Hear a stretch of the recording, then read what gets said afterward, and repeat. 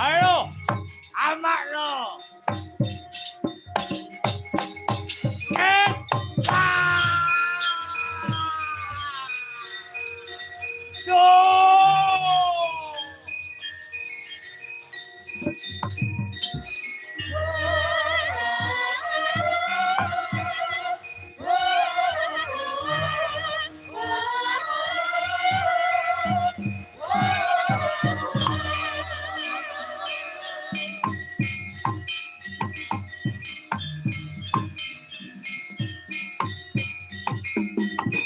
Akan Sutiba.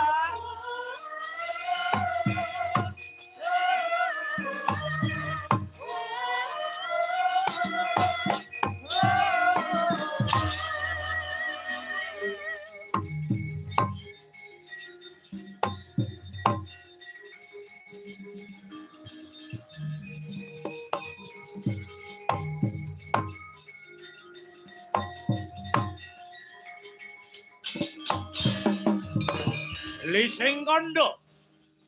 Gelising kondo ringkesing carita. Wes dungkap sangang condro 10 hari. Wes wancine lek ing Ponang Jabang Bayi. Miyak langse Mandala Giri. Laire Ponang Jabang Bayi. Wohing katresnanira Dewi Kesru dalah Gandharwa Sutibar.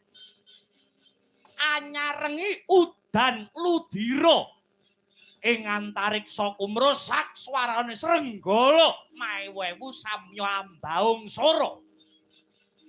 Kandhutane Dewi Kesru ambabar putra jaler nadyan pekik nadyan cakrak warnane parandene mawa siung.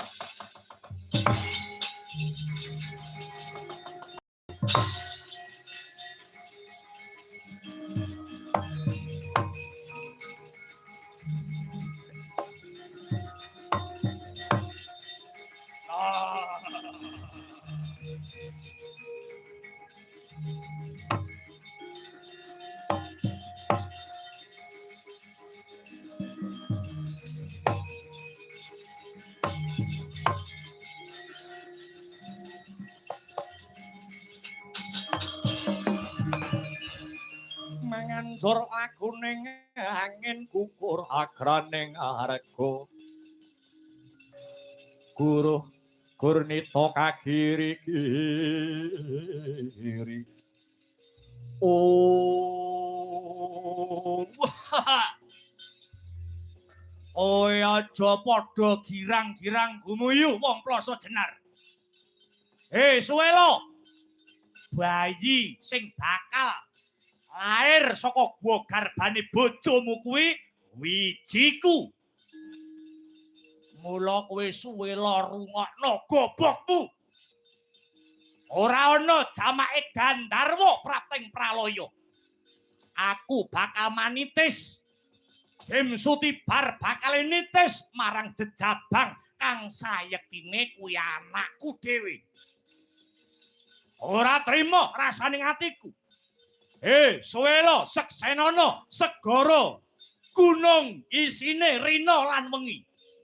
Yen to anakmu besok bakal dewasa, anakmu ingkang mapan ana kandhutane Dewi Kesru bakal dadi mamalaning jagat sukertaning bawana.